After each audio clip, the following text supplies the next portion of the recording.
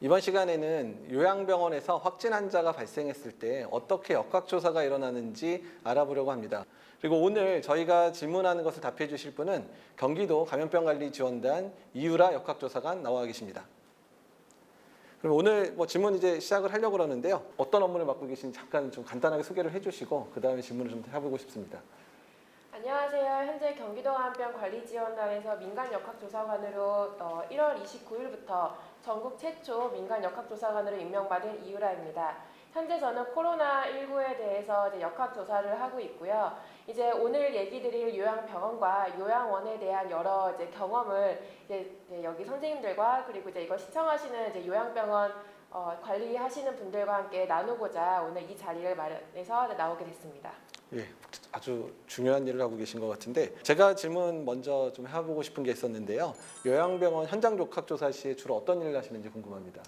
이제 저희는 먼저 크게 두 가지를 저희는 진행을 하는데요. 가장 먼저 접촉자 파악을 해야 돼요. 그렇게 접촉자 파악을 하는 이유는 접촉자가 아닌 분들은 빨리 귀가를 시키고 관리 대상에서 제외를 하고 접촉자가 말 그대로 위험 노출에 된 분에 한해서는 검사를 진행해야 되기 때문에 접촉자 파악을 합니다. 그리고 나서 저희 역학조사관들은 그 다음 중요한 거가 공간 위험 평가를 합니다. 이게 아까 제가 방금 말씀드렸던 접촉자 분류하고도 연관이 있는데요. 공간 위험 평가는 CCTV나 또는 근무표 또는 인터뷰들을 통해 가지고 우리 그 확진 환자하고 접촉력이 있는 사람들을 파악한 후에 공간들을 클린존 또는 오염존 또는 고위험, 중위험, 저위험 등으로 나눠서 그에 해당하는 사람들을 접촉자를 분류를 하기 때문에 공간 위험 평가를 합니다. 그리고 마지막으로 그 요양병원이 이제는 여러 가지 위험에 많이 노출됐다라고 판단을 한다면 전수조사를 이제는 들어가야 되기 때문에 그것 또한 저희가 전수조사를 보건소하고 협의해서 그 요양병원에 대해서 할지 말지를 결정하는 역할을 합니다.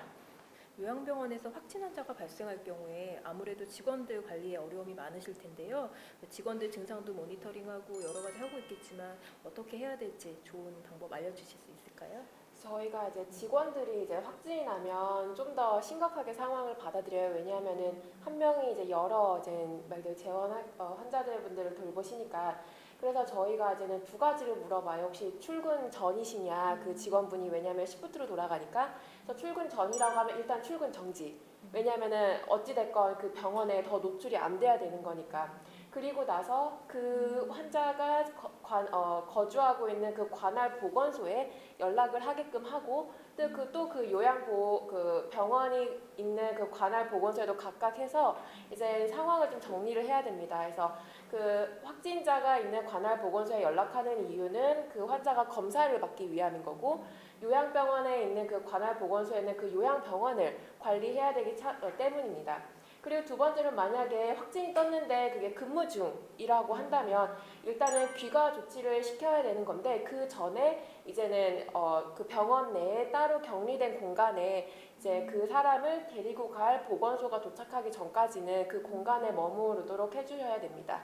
그리고 마지막으로 저희가 요양병원에 요청하는 거는 그 확진난 환자의 그 근무표나 또는 그 사람이 담당하고 있는 재원 환자들에 대한 명단을 저희가 꼭 요청을 드리는데요. 그렇게 하는 이유는 저희가 출동하는 동안에 그 시간이 한두 시간이라도 세이브하기 위해서는 그걸 좀 요청을 드리고, 그리고 그게 빨리 준비될수록 이제는 대응이 빨리 이루어지는 점이 저희가 많은 경험을 통해서 느낀 점입니다. 평상시에도 관리를 열심히 하시면서 어디에 근무하는지 무슨 일을 하시는지 적어두시는 게 좋겠네요. 네, 맞아요. 그게 참 돼 있는 데도 있고 안 돼 있는 데도 있는데 돼 있으면 정말 대응이 빨라져요. 네. 아무래도 또 확진 환자 발생했을 때는 같이 입원하셨던 환자분들에 대한 또 관리도 굉장히 궁금해하실 텐데요. 어떻게 하시는 게 좋을까요?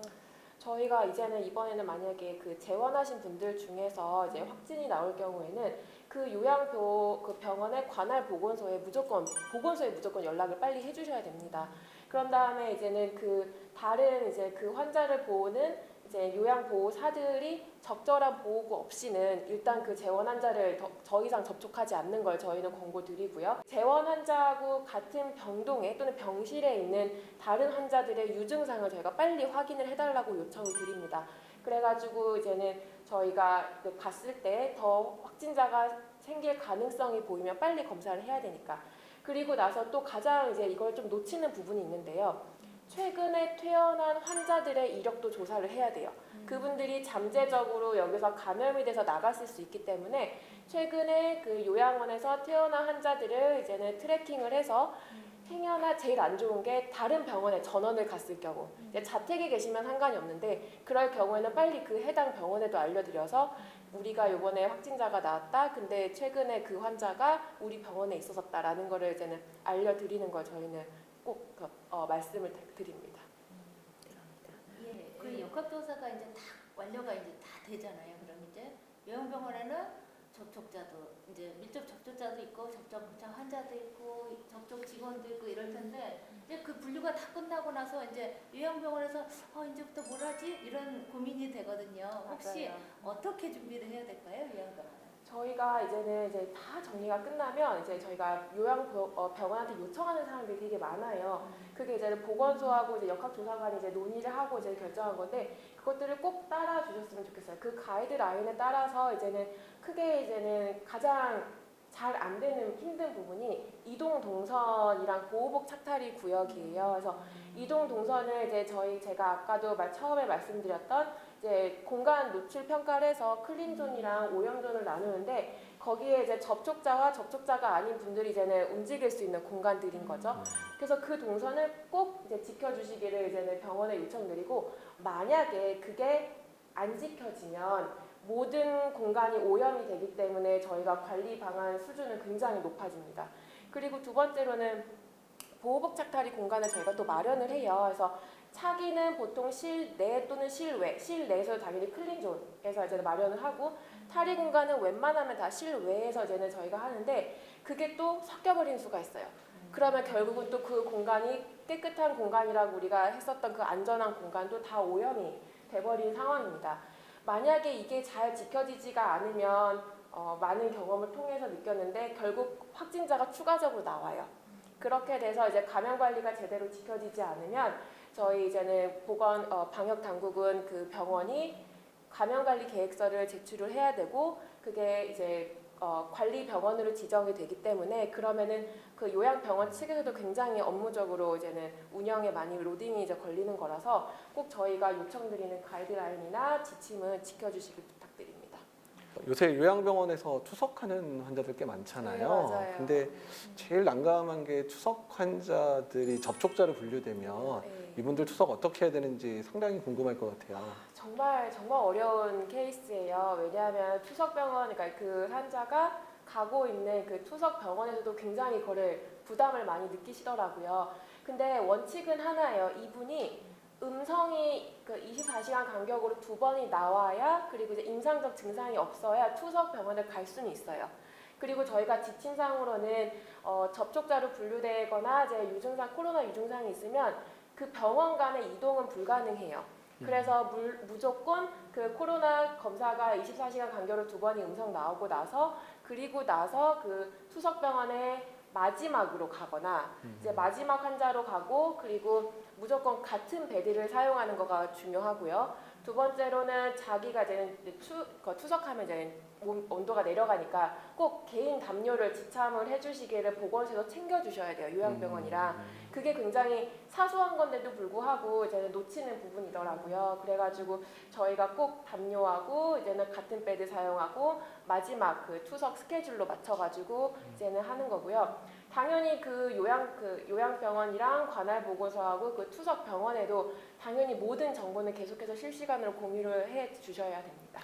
그러니까 어떤 접촉자하고 접촉하지 않은 사람들은 구분해서 네, 그러니까 시간을 나누든 네. 아니면 공간을 나누든 네, 맞아요. 해야 된다는 건데 만약에 그런 상황이 안 되는 그런 환자들도 가끔 있을 수 있잖아요. 그러니까 뭐 그 투석실이 그런 시간을 운영하기 어렵거나 아니면 투석을 담당하던 간호사들이 만약에 뭐 격리를 들어가거나 뭐 이런 상황들이 됐을 경우는 뭐 어떻게 조치를 보통 이렇게 취해 주시나요? 운이 좋게도 현재까지는 그런 경우는 없었어요. 그래서 투석병원에서도 되게 난감해하긴 했으나 항상 마지막 환자 순서로 해서 들어갔었고 우리 환자가 들어가면 그 투석기는 바로 이제는 소독에 들어갔었고 그래가지고 아직까지 그런 케이스는 나오진 않았는데 이젠 그렇게 될 경우에는 어떻게 하죠?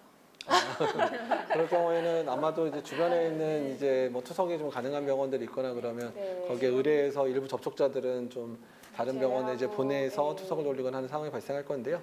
일단 그런 부분에 대해서는 조금 이제 고민을 좀 할 쉽지는 필요가 않을 좀 거예요. 있겠네요. 네. 예. 마지막으로 지금은 확진자가 발생했을 가능성을 얘기해서 아니면 발생한 경우의 경험을 얘기해 주셨는데 이런 걸 대비하기 위해서는 어떤 걸 요양병원에서 준비하면 좋을까요? 가장 중요한 건 저는 그냥 감염관리 담당자가 있어야 된다고 생각이 들어요. 그게 형식적이든 아니면 진짜로 액팅을 하든 간에 그 사람이 있어야 뭔가가 저희가 컨택 포인트가 정해지는 거예요. 그리고 그렇게 직책이 있음으로써 그 사람이 이제 계속 신경을 쓰는데 많은 요양병원에서는 그거에 대한 개념이 전혀 없으시고 그냥 이제 대표님 또는 그냥 뭐 수간호사, 그러니까 책임 간호사 선생님께서 이제 그거를 맡으시는데 감염관리 담당자를 꼭 이렇게 지정해서 코로나19를 대비하기 위해서는 있었으면 좋겠어요. 그리고 그분이 해주시기를 바라는 게 이제는 세 가지가 있는데 첫 번째로는 그 주기적으로 우리 요양보호사 선생님들한테 보호복 착탈의를 조금 교육을 했으면 좋겠어요. 근데 그게 쉽지는 않아요. 저도 보호복 착탈의 하는데 교육받는데 굉장히 오래 걸렸고 이제 그럼에도 불구하고 적어도 마스크를 제대로 쓰는 방법, 장갑을 제대로 벗는 방법 또는 이제는 뭐 페이스 실드나 이런 거를 이렇게 왜 써야 되는지에 대해서 계속적으로 얘기를 해주셨으면 좋겠고 그거에 대한 영상은 너무 많아요. 그러니까 자료가 일단은 질병관리본부에 대해서 거기서 나온 이제 저희 유튜브 자료도 있고 저희 지원단이 만든 자료도 있고 또 대학병원에서 이제 각각 자기 환경에 맞게끔 만든 자료들이 있어서 영상 자료도 많고 시각화 자료도 많아요. 그래서 제가 이제 되게 인상 깊게 봤었던 요양병원은 그런 것들을 사진이나 이런 그림을 다 이제 출력을 해서 의료진이나 요양보호사들이 보기 좋은 게시판에 다 붙여놨더라고요. 그래서 고개만 돌리면 항상 그게 이제 제 시야에 보이는 거예요. 그래서 그게 되게 좋았고 인상이 깊었고 두 번째로는 우리 이제 코로나19 이제 이 시즌이니까 이 시기 동안에는 자기네 이제 자기 식구들, 그러니까 우리 요양보호사 선생님들 그리고 이제 간병인 선생님들에 대해서 유증상 모니터링을 하루에 최소 2번은 해줬으면 좋겠어요. 그래서 만약에 증상이 있으면 바로 관할 보건소에 바로 연락해서 이제 조치를 취했으면 좋겠고 그리고 마지막으로는 직원 근무표하고 우리 재원 환자들에 대해서 이제는 침상 간격이나 침상에 이제는 이 베드에는 누가 무슨 뭐 홍길동 남자 67세가 있다 이런 식으로 한 이제 표 자료가 이렇게 도면 형식으로 돼가지고 그게 항상 주기적으로 관리가 되어 있었으면 좋겠어요. 그래서 저희가 만약에 뭐가 딱 터졌다 그러면 저희 입장에서는 감염관리사 그분 간호사 선생님한테 전화를 해서 저희 이거 주세요 하고 보호복 이만큼 들어갑니다. 그래서 이게 착착착착 진행이 되면 그런 병원은 더 이상 추가 환자가 단 한 번도 없었어요. 근데 여기서 무언가가 하나가 삐끄덕거리면 항상 추가 환자는 더 나오더라고요. 그래서 제가 이제는 항상 한 게 누구한테 연락드리면 됩니까?가 첫 번째 질문이었고, 그래서 이제는 말씀해주신 질문에는 저는 꼭 그 감염관리 담당자가 있었으면 좋겠다 생각을 듭니다.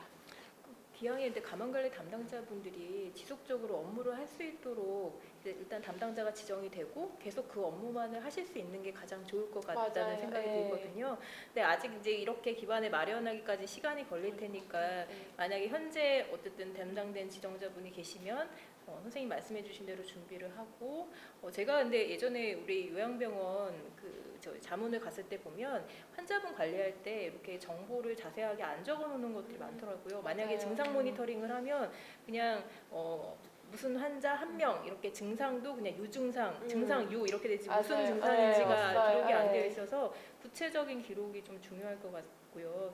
아마 유소연 교수님께서도 아마 그 자문하시면서 또 경험이 있으셨던 것 같은데 해주시고 싶은 얘기 있으시지 않으세요? 네. 요양병원은 굉장히 열악한 곳도 있고 굉장히 좋은 환경의 요양병원도 있고 제가 인증 조사를 나가면 그 수준이 굉장히 다릅니다. 근데 제가 생각하기에 요양병원에서 제일 중요한 거는 전담자를 감염관리 교육을 받은 사람 전담자 지정하는 게 가장 중요한 것 같습니다. 그분이 전 직원한테 요양병원의 감염관리에 대해서 정확하게 교육하고 이를 확산시키는 그런 역할을 해주시는 것 같아요. 저는 제일 중요한 게 이제 전담자를 지정하시는 거라고 생각하는데 요양병원에서 역학조사관이 봤을 때 이거 하나만 정말 잘하면 정말 괜찮을 것 같다. 그런 한 가지 감염관리에서 제일 중요한 게 한 가지가 뭘까? 제일 중요하게 생각하시는 게 뭔지.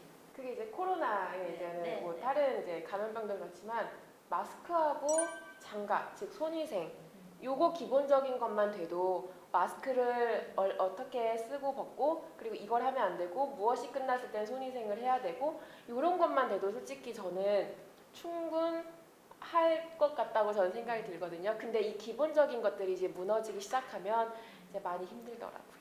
감염관리 전담자 관련해서는 코로나19가 유행하는 상황에서는 지금 이제 그 보험공단에 청구를 할 수 있도록 해서 지금 감염병 관리료가 지급이 되고 있거든요. 요양병원에도. 그래서 그 부분을 이용을 하면 감염관리 전담자하고 그다음에 감염관리 의사를 지정을 하고 신청을 하면 이제 수가를 받을 수 있기 때문에 그런 부분들을 이용을 하면 전담자 지정에 문제는 없을 것 같습니다. 예, 이번 시간에는 요양병원에서 그 코로나19 확진 환자가 발생했을 때 어떻게 역학조사를 받아야 되는지 이야기를 들어봤습니다. 오늘 함께해 주신 이유라 역학조사관께 감사드리고요. 예, 이것으로 오늘 시간을 마치도록 하겠습니다. 감사합니다.